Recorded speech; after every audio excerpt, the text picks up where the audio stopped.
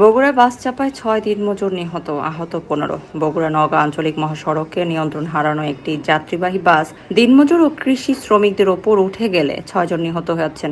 এই ঘটনায় আহত হয়েছেন অন্তত ১৫ জন। শুক্রবার সকাল ৫:৩০টার দিকে সদর উপজেলার এরুলিয়া এলাকায় এই দুর্ঘটনা ঘটে।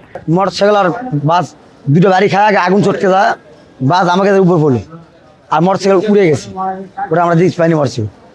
আমার 5টা লোক আর 6টা লোক আমরা আহত হয়েছে। তার মধ্যে একটা মর্গে এখানে মেডিকেলে আসে একটা মারা গেছে।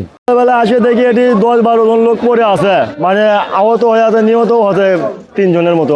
নিহতদের মধ্যে 3 জনের পরিচয় মিলেছে। নিহতরা হলেন গাইবান্ধার কামদিয়ার আমিরুল নূর আলম এবং বগুড়া সদরের ফাপুরের বেলাল। আহতদের মধ্যে কয়েকজনের অবস্থা গুরুতর। তাদের বগুড়া শহীদ জিয়াউর রহমান মেডিকেল কলেজ হাসপাতালে ভর্তি করা হয়েছে। গতি ছিল বেশি, আপনি ব্রেক করছে একবার প্রায় 200 গজ আগে, তারপর একটা শব্দ হচ্ছে, শব্দ হওয়ার পর আবার ব্রেক করছে, আবার শব্দ হচ্ছে, হওয়ার পর আসে এই লোকগুলো আপনি উত্তর সাইডে আপনি দাঁড়িয়েছিল, প্রায় 100 লোক দাঁড়িয়েছিল।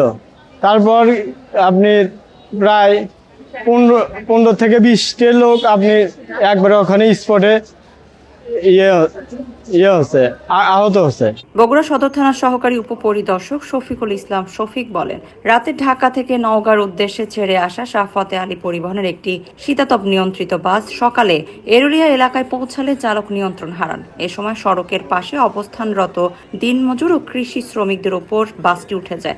কামলা যারা হচ্ছে কামলা প্রতিনিয়ত এখানে একটা হাট বসে, কামলার একটা হাট বসে, সে আজকেও সে হাটটা বসেছিল।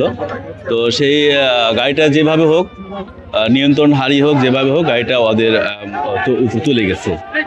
জায়গাতেই ডেথ হয়েছে 3 জন, তারপরে হচ্ছে আরো 3 জন মেডিকেলে হয়েছে, আরো আহত হয়েছে প্রায় 10-15 জন মতো। তিনি জানান, দুর্ঘটনায় ঘটনাস্থলেই 3 জনের মৃত্যু হয়। পরে হাসপাতালে নেওয়ার পর আরও 3 জন মারা যান।